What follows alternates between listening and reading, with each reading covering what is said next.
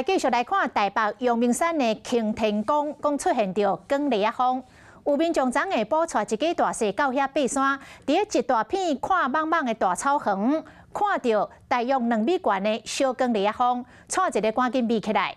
专家讲，其实这是电光风的一种。当日头照射空旷地面，出现着强烈的热对流，这个空气夹带土石沙粉形成沙尘暴。像这种的电光风，有可能会共伤到，所以若拄到闪较远的较透动。我吓到了！是这卷过来。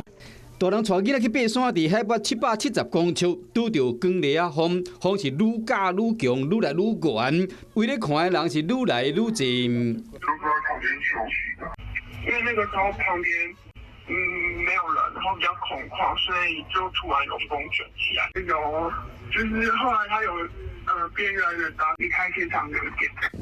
尤其是昨下晡4点去爬台北阳明山的擎天宫，讲因一家伙大势拄到2公尺悬的光烈啊风，专家讲其实这是沙尘暴一种，来到紧去了嘛紧，乡亲唔免烦恼。这种东西叫尘卷风哦，它基本上只要是在比较空旷一点的地方，然后在温度比较高的情况，整个热空气比较容易上升的时候，容易出现这种上升气流的这种情形的时候，都有可能会发生这样的现象。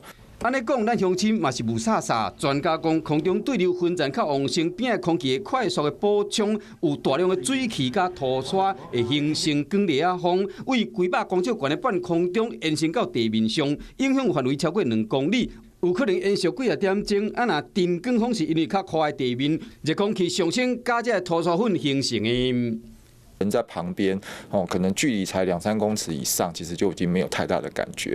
所以说，其实你就是离它远一点哦。那尤其是如果你有看到它有卷进去一些比较大的东西的时候，更要稍微闪一下。其实电光风真有发生伫较空旷的所在，也是大路边，像讲运动场就真接出现，是因伊规模真细，一般人袂去注意到。即摆出现伫山顶特殊景观，和现场的乡亲感觉真意外。